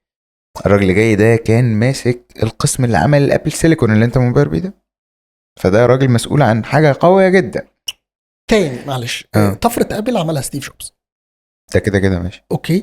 والراجل ده اتعمل الطفره دي مش عشان هو اشطر حد في التكنولوجيا، هو عشان كان عنده حته ارتستيك. الراجل كان بيبص للحاجه بمنظور مختلف. هو برضه هو جامد تسويقيا. يعني في عصره مش شرط نكون شفنا اقوى المنتجات. فاهم قصدي؟ في عصر مين؟ تيم كوك؟ ستيف جوبز. ليه؟ ما انت كل المنتجات بتاعت ابل اللي شغاله لغايه دلوقتي هي طالعه في ستيف جوبز. الايفون، بس الماك بوك اير. انت ابل اللي طلعوا من بتحبها الانفو. دلوقتي ما ده تسويق. يا باشا لا، اختراع الاول بعد كده تسويق. بس وقتها المنتجات دي كانت فعلا مش احسن حاجه. فاهم؟ لا بس هي مجرد تصميم. كانت اول حاجه. دلوقتي ابل اللي انت بتحبها بتديك التصميم والبرفورمانس والتميز وكل حاجه. تمام. فابل اللي انت بتحبها النهارده هي من صناعه تيم كوك، اوكي، مش من صناعه ستيف جوبز. يعني ستيف جوبز هو اللي عمل البراند. بس انت مش شايف يا يحيى ان الموبايل بيتكرر بقاله كام سنه؟ انت بس نفسك هو اللي فيديوهاتك وصل. ما ملتش؟ انا مليت على الاخر. انا عملت الفيديو اللي فات كله، يعني مراجعه الايفون اللي فات بالنسبه لي كانت كلها عباره عن يعني فيلم كده صغير لما بقول لبست فيه الهات دي. ايوه اما خدت منك الهات دي. يعني كانت كلها عباره عن رساله اللي هو قديم زي الجديد، احنا بنعيد تغليف الحاجه من الاول تاني. كون عارف ده. بس انا هقول لك ايه الجديد وهعمل دوري، بس كون عارف ان احنا بنعيد تغليف المصطلحات القديمه مش اكتر. ولكن تيم كوك في عصره شفنا الايفون بيتخطى المنافسين في البرفورمانس، في تجربة الاستخدام، في السرعة، في الفيتشرز، يعني هو اللي في عصره شفت ده، وده اللي خلى الايفون يبقى في فئات سعرية مختلفة توصل لناس اكتر. ده يعني ابل اللي انت بتحبها حصلت في عصر تيم كوك مش في عصر ستيف جوبز. اوكي. هو ماسك تعرف فاكر بقاله كام سنه؟ 15 تقريبا. اوكي. 2012 11 حاجه كده. هو الراجل مات. وممكن تكون صدفه ان فكره الفتره بتاعت ستيف جوبز كانت فتره تطور حتى في كل حاجه. انت كان كل هي فتره ابداعات كمان. يعني هي كانت فتره اللي هو كله بيجرب افكار جديده. يعني انا فاكر حتى انا كان عندي هوس وانا صغير في بالكمبيوتر، وكان كروت الشاشه. ايوه. نفيديا واي تي اي. فانت كنت تجيب كارت شاشه شغلك لعبتين 3 بتوع السنه ولا السنه اللي بعدها. بعد كده تضطر ان انت تجيب كارت شاشه جديد عشان خاطر فيه العاب السنه الجديده مش شغالين عليه.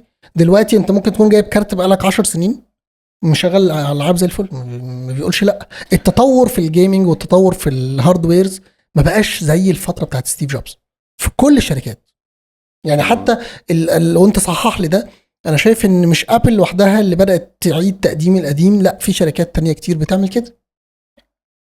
هو التطور موجود. في حد بيعمل طفره دلوقتي غير ابل؟ بس هي مش هتمسك خالص، مش زي زمان. يعني زمان كان لما حد بيعمل طفره كان كله بيركب على الترند ده وخلاص ويجوين وينضم للرحله اللي احنا رايحين فيها دي. تمام. انما دلوقتي كل شركه عايزه تعمل هي الطفره. طب انا عندي نظريه. خلاص، انا دايما ابل متاخره في الحاجه اللي بتقدمها، بس بتقدمها بشكل احسن بكتير من اي حد تاني قدمها قبل كده. بحس ان هم بيستنوا التكنولوجي لما تستوي. كان بقى كان برضو يعني اخر سنتين ابل تبنت اكتر من حاجه بشكل غير متقن كليا، مجرد تغيير من اجل التغيير فقط. السوفت وير مثلا اكتره سوفت وير وهناك هاردوير برضه. يعني ما ننساش الفيجن برو، هي الفيجن برو متقنه سوفت وير بس هاردوير مش متقنه، فهو بيجرب، ما اتقنش حاجه، هو بيجرب. تمام. عندك الأهم حاجة أطلقت سنة 2024 كلها الأبل انتليجنس، اللي رجعوا في كلامهم فيه، اللي هو حرفيا كذبوا فيه. مش بس ما أتقنوش بقى، ده كذبوا. دول طلعوا حاجات على الستيج كده ورا كريك فيدريجي، جرافيكس وحاجات بتطلع على الايفون بانيميشنز الايفون كانت كلها معمولة بافتر افكتس. يعني حاجات مش موجودة، انت بتوريني حاجة اصلا ما اتعملتش، مش مثلا لسه بتتعمل او بيتا، هي ما اتعملتش اصلا، مش موجوده. انت بتعمل لنا فيتشر مش موجود بتوريه لنا وهو مش موجود. بس انا بشوف برضو ان احسن تقنيه قدمتها ابل في اخر 10 سنين هي البروسيسورز الام. دي الطفره الحقيقيه بجد اللي ممكن تقول اللي هي ضره التاج زي ما بيسموها. احسن حاجه عند ابل طبعا صح، مش عشان بس دي حاجه مش من ابل. يعني ايه مش من انت قصدك الشركه اللي مصنعاها يعني؟ لا، اقصد ان يعني هو التطور اللي في التشيبس ابل استغلته كفاءه. بس عامه هو مش بسبب ابل خالص، يعني هو شيء ما بيحصل في العالم، تطور التشيبس ده بسبب الترانزستورات عمالين بيصغروها. يعني انتل دلوقتي بقت مستواها زي لا سيبك من انتل، ما ده اللي بتكلم فيه. ما انت هما ايه الشركات البروسيسورز؟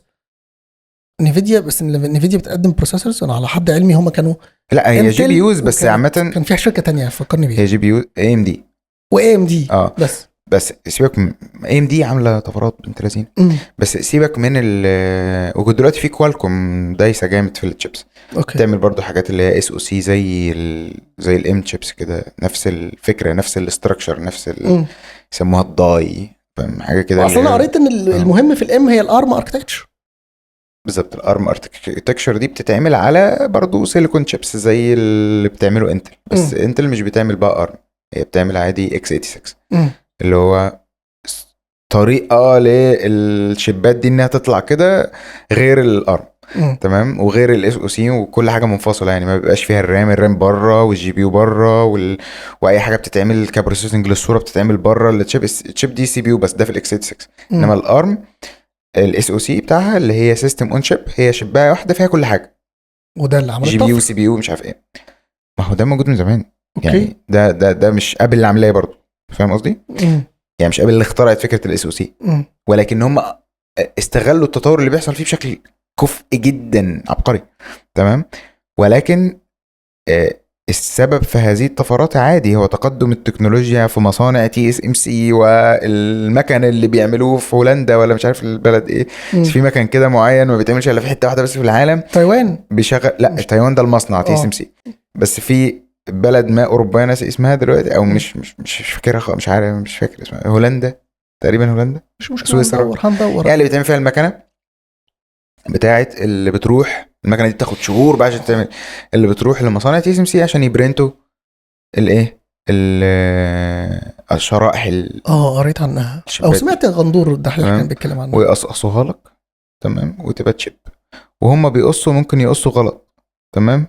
فيبقى دي تشيب تاني اصغر في البرفورمانس فكده يعني، فاهم؟ فاللي بيحصل ده شيء عظيم. ابل بقى شطار في ايه؟ تيم كوك بقى اللي انت حبيته ده بيعمل ايه؟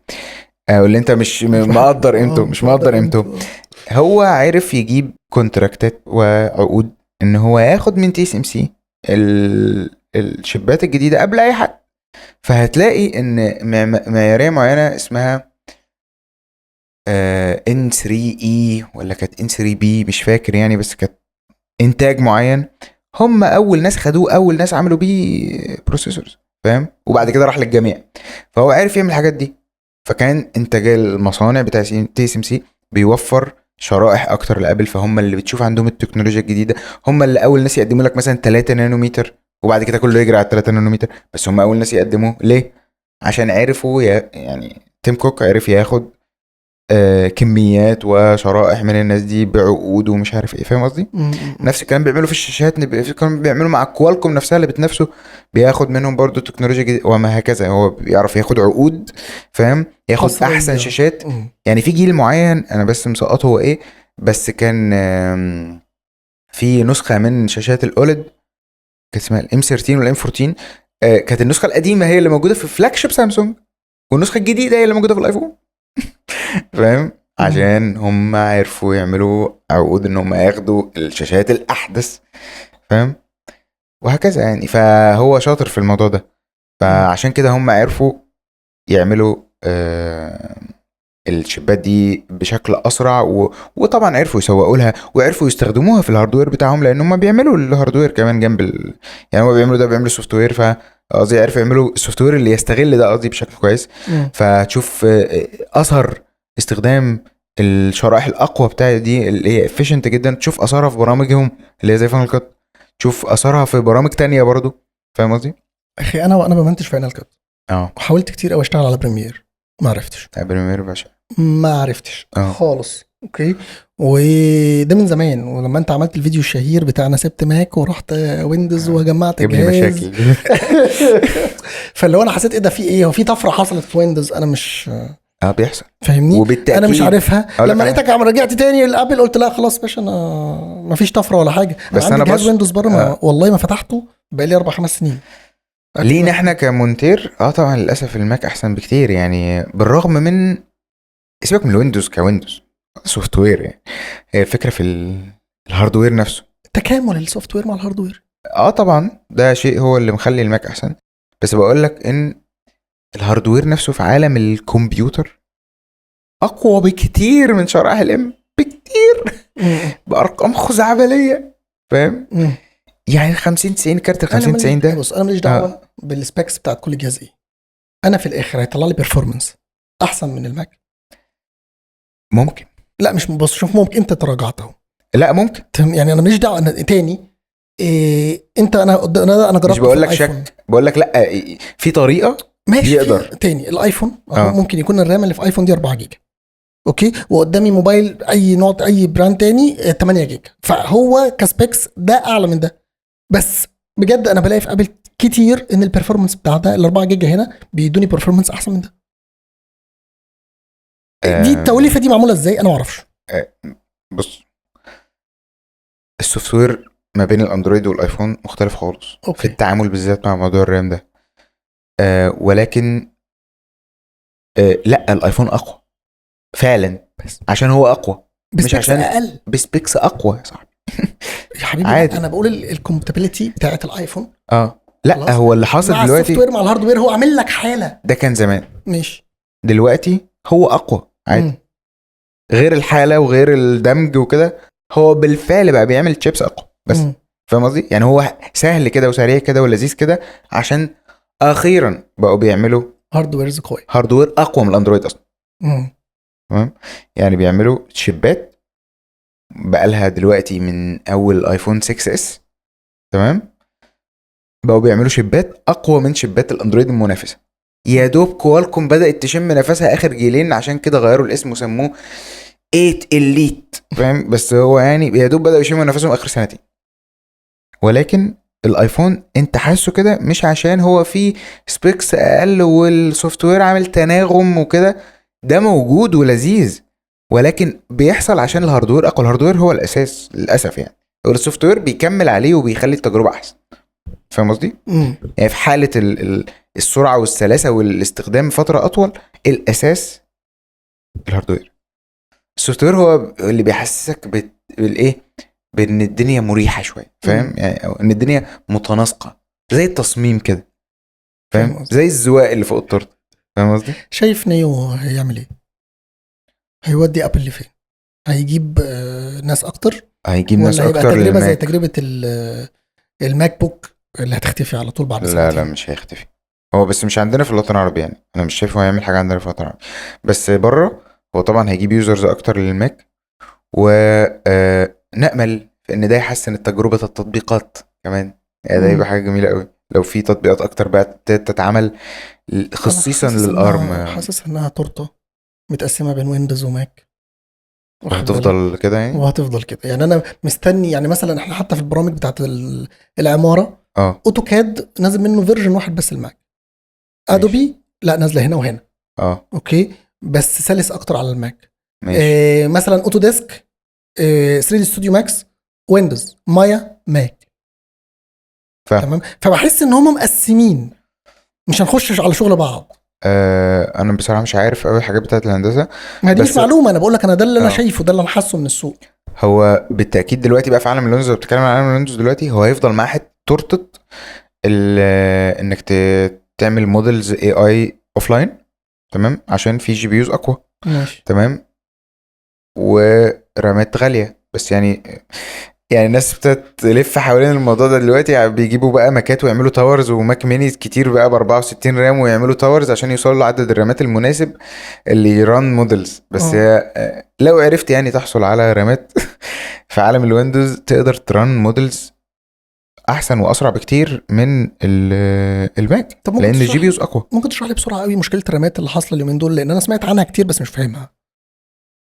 الموضوع بسيط. ايه السبب الازمه؟ سيرفرات الاي اي بتستهلك كمبيوتر اكويبمنتس اكتر، فبقوا بياخدوا رامات اكتر، فالسبلايرز اللي هم سامسونج وغيرهم اللي بينتجوا الرامات مضوا للناس بتوع الاي اي على ان هم يبيع لهم، تمام، فاصبح ما عندهمش ستوك ان هم يدوهم لشركات الموبايلات والسيارات واللابتوبات وكده، بس فما عادش فيه. فانت شايف ان نيو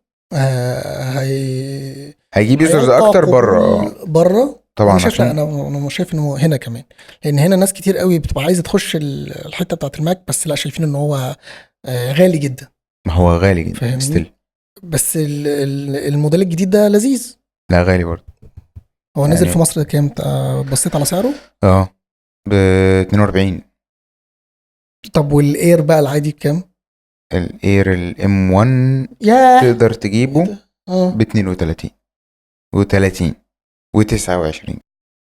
والام 1 مش وحش. والام 1 ممتاز، ده الام 1 فيه ديكودرز للفيديو، والاي 18 برو اللي في النيو ما فيهوش. هو انا مشكله نيو بالنسبه لي طبعا هو فكره البروسيسور العبيط اللي هم حاطينه ده، هو كويس معقول، بس مش ماشي. بروسيسور موبايل. ما هو بروسيسور موبايل قوي جدا. افتكر زي ما قلت لك ان ابل بقت جامده كده عشان البروسيسورز اللي فيها بقت اقوى من الاندرويد بكتير، فهي تقدر تران ماك او اس، ولكن ما تقدرش تمنتج فيديو بسلاسه، مثلا. تمام. هي تقدر، عشان بس نبقى فاهمين، بس مش بسلاسه. يعني الام 1 هيبقى احسن في الحاجات دي، فاهم، او هيبقى ستيبل اكتر، هو معمول اصلا عشان الحاجات دي، فاهم. بلاش الام 1، الام 2 اير في مصر تقدر تجيبه ب 38، فصباح الفل. يعني هجيب ليه النيو ب 42؟ يعني الام 2، الام 2 بقى بالبادي اللي انت عاجبك بتاع الماك بوك اير، البادي الديزاين الحالي، فاهم، مش ديزاين القديم. الام 1 اير كان بالديزاين القديم، الام 2 اير هو اول الديزاين الجديد اللي هو بالنوتش والتصميم المربع واتنين يو اس بي سيز بس وماك سيف وكده، تمام. فاخد التصميم ده وتراك باد الهابتك برضه ومعمول فيها الهابتك، انما النيو هي فيزيكال تراك باد، زرار حقيقي، زرار بتتك عليه.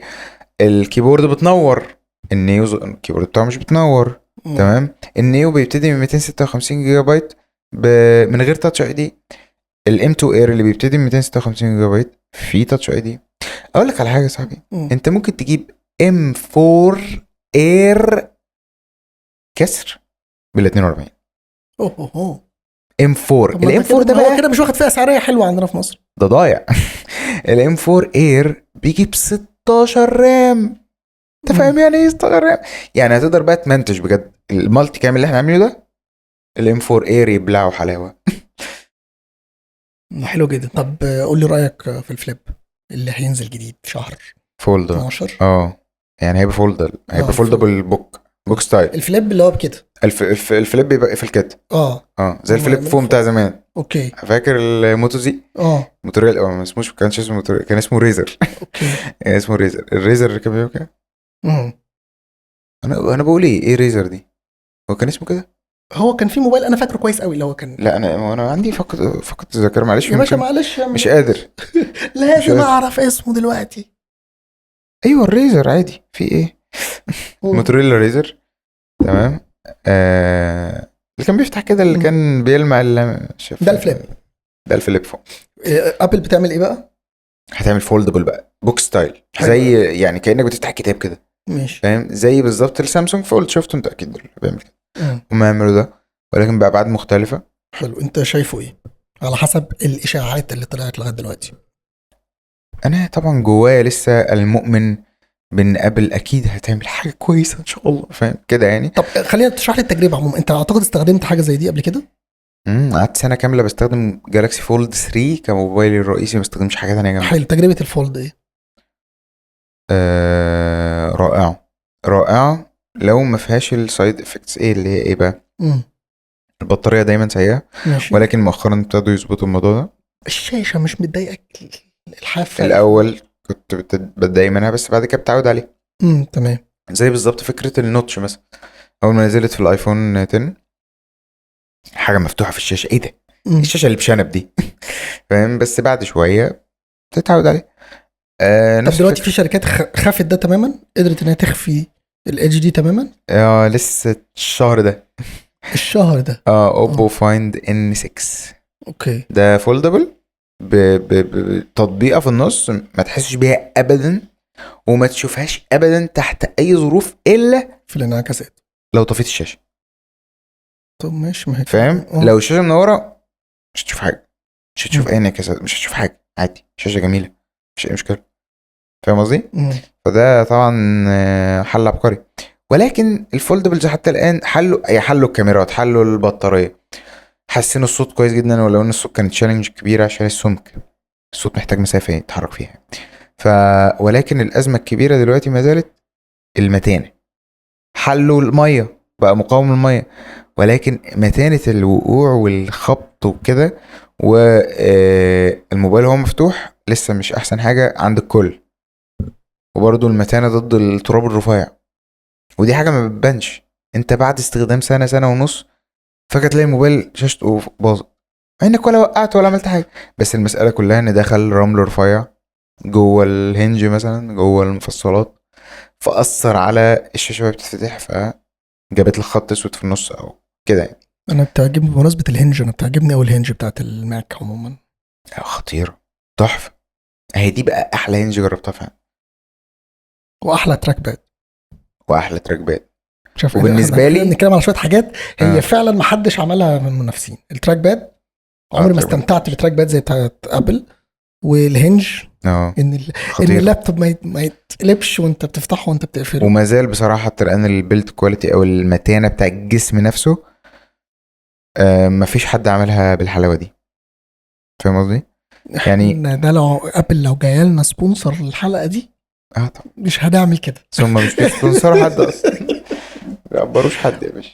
اخر سؤال هساله لك، لو هنختار انا عارف اجابته برضه بس عايزين نقوله للناس ونأكد. لو هندي صفة الاركتكت اللي صمم لك حياتك ووصلها للنجاح اللي موجود عليه دلوقتي، مين الشخص اللي ممكن ياخد هذا اللقب المعماري الذي ساهم في تصميم حياتك وتظبيطها؟ ده بعد ربنا يعني، بعد ربنا سبحانه وتعالى طبعا. اللي صمم لي حياتي. كان ليه دور كبير جدا في بنى شخصيتك ووصلك ليحيى رضوان اللي قاعد قدامي دلوقتي. ده 1,000,000% امي يعني. انا عارف. يعني مش سهل قوي يعني انا حاولت افكر شويه، بس بحاول ادور على اجابه كرييتيف، بس لا، يا ماما هي اللي عملت لي كل حاجه، يعني غير انها بقى هي اللي ربطني وانا صغير، مش عارف ايه، هي اللي شجعتني اعمل كل الكارير. خطوه. انا كان تقصد طبعا دور الاهل في التربيه، ده حاجه ما حدش يقدر يغفلها، ولكن هو المسار الجديد اللي انت اخترته. انا خدت كميه قرارات مجنونه حتى بعد المسار، ما حدش ابدا عاقل ممكن يوافق حد على كده. بالظبط. انا ياما فضيت كل الفلوس اللي في جيبي وبقيت بدون اي حاجه كده، وبعمل قرارات متهوره جدا، بس عشان ماما شايفه ان انا بعمل الصح سابتني عادي. مفيش مقاومه حتى؟ لا طبعا بيبقى في مقاومه، فانا بقعد اشرح لها الابعاد، فبتبقى قلقانه جدا، تقول لي يلا يا ابني ربنا يوفقك كده يعني. فيعني لا اديتك بوش كويسه يعني في الكارير بتاعك.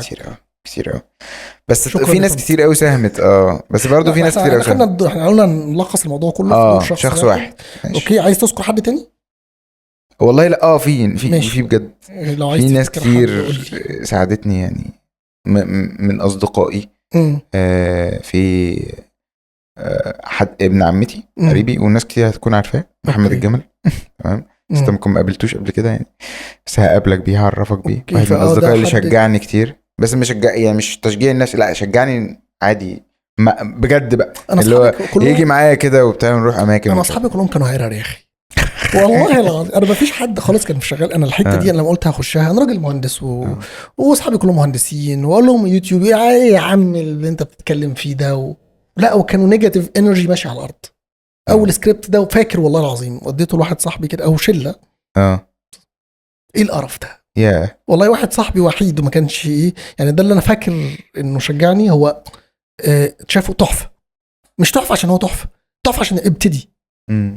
يطلع بقى خد بقى الفيديوهات دي، يقول لهم شفتوا انا بقيت فين يا ولاد. فلا بجد في انت دايما، حتى انا استفدت استفاده مهمه قوي في رحلتي ديت، ان انت اسال الشخص الصح. خلاص يعني انا دلوقتي عايز ابتدي رحله معينه، لازم اشوف شخص مشي نفس الرحله دي واساله. ما اجيبش حد بره المجال خالص واساله. ما كل واحد بيديك نصيحته الصادقه بناء على تجربته هو. يعني انا بس استنى دايما تطلب النصيحه من ناس انت عارف ان هو يديك نصيحه صادقه. ده طبعا ده اساسي. احنا اتفقنا ان احنا كلهم فكره ان هو هينصحك بصدق، خلاص ده احنا اتفقنا عليها. وده الدور اللي انا بستغل فيه بقى الناس اللي حواليا دلوقتي، من يعني مراتي مثلا وماما اقعد اسالهم الحاجات، انا عايزكم ما تجاملونيش خالص، اوكي قطعوني. يعني قولوا لي ده حلو ولا، واقعد امارس عليهم العاب بقى، اللي هم ما اقول لهمش المشكله فين. بس اقول لهم ها حسيتوا المشكله هنا، فاهم؟ يعني تعبوا معايا في الموضوع ده يا باشا. فلا لازم ناس تبقى واثق ان هو مش هي ايه، مش هيضللك، مش هيجاملك، او مش هيجاملك، ده هيقول لك بقى، فاهم؟ هيقول لك اللي فيها. لا انا من زمان لما حتى شغلي المعماري اوريه لحد يقول لي الله حلو قوي، طب شكرا. انا عايز حد يقول لي لا عندك هنا وعندك هنا وممكن تصلح دي وممكن. انا الشخص اللي هيقول لي حلو طب اهلا وسهلا يا سيدي، انا عايز استفاد. فانا عايز الشخص اللي يقول لي وحش.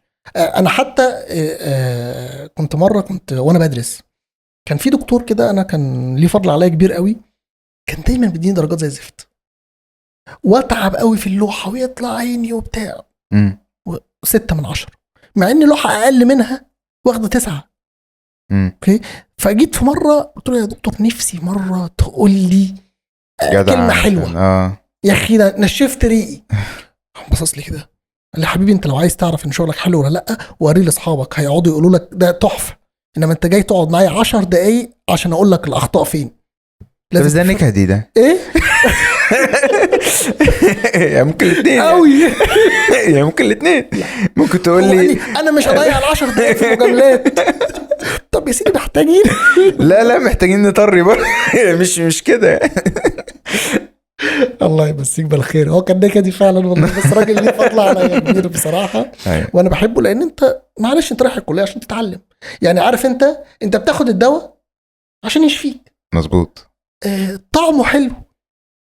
لا طبعا هتبقى مبسوط اكتر. يعني انت هتاخد الدواء لو طعمه مر كده الهدف الاساسي منه ايه؟ العلاج. ان يعملوا لك دواء يشفيك وطعمه حلو، ده بونس. دي هتبقى اضافه. هنتبسط كلنا لو كل الادويه طعمها حلو طبعا. اوكي. بس معلش برضو لو هو دواء بس بيخففك بس طعمه مش كويس، استيل هو دواء.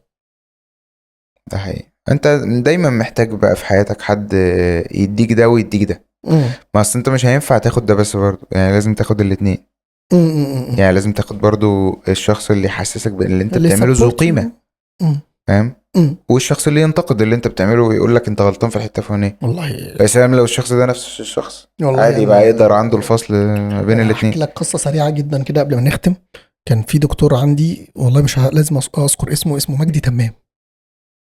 تمام. الراجل ده هو دكتور كبير من الدكاتره الكبيره، الناس القدام يعني المؤسسين.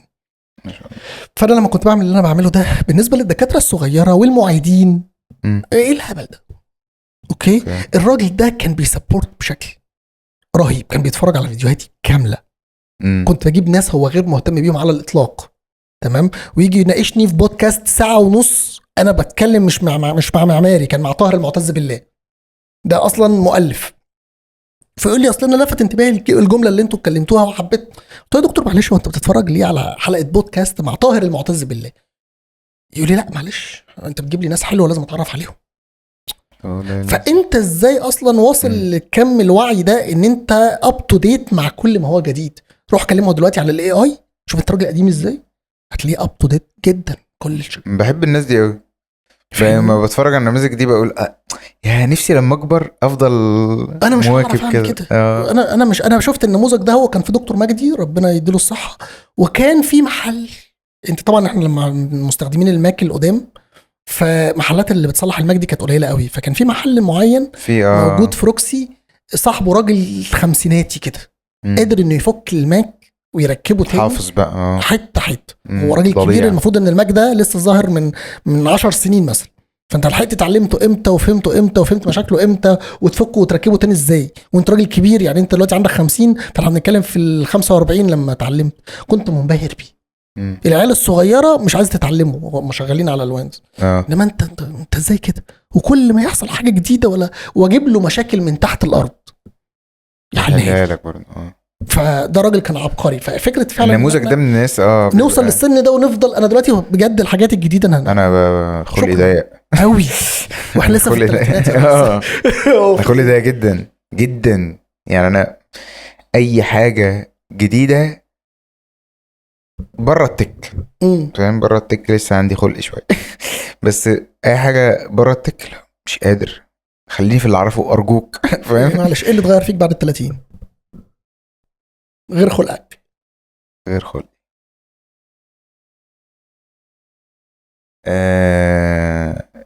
الحاجات كلها خدت كيرف مستقر شويه، اللي هي بقى الحزن، السعاده، فاهم؟ يعني كل حاجه بقت في ليفل اوطى. اوكي. ومش واطي قوي ولا فوق قوي، يعني حاجه في النص كده. يعني ما عادش بنبسط قوي وما عادش بتضايق قوي، فاهم؟ عادي، كله بقى متوسط، فاهم؟ يعني زمان كنت مثلا لو حصل حاجه حلوه، لو جبت حاجه جديده، لو فاهم قصدي؟ يعني كان ليها فرحه كده اخي، ليها في حاله كده من النشوه بتحصل. طفت تمام، بس هي ما اتطفتش معايا في ال30 برضه. يعني هي بتطفي بالتدريج كام ال27، فاهم؟ بس ابتديت اركز معاها قوي في ال30، اللي هو انا مش مبسوط ليه؟ انا لسه عامل حاجه كبيره يا جماعه، يعني كان نفسي في الموضوع ده من قريب فاهم؟ ف عادي. انا بصرف فلوس غاليه قوي على حاجات تافهه جدا. اوكي، نفس الكلام للاسف. ما انا عارف. فلما نجيب يعني، بص، اوحش حاجه في الدنيا انت جايبها عشان تتبسط فعلا. طول ما عايز اجيب كاميرا، اوكي، فانا هدفع فيها رقم ابن لذينه. فطب جبت الكاميرا افرح بيها؟ لا، انا هزعل على الرقم اللي دفعته.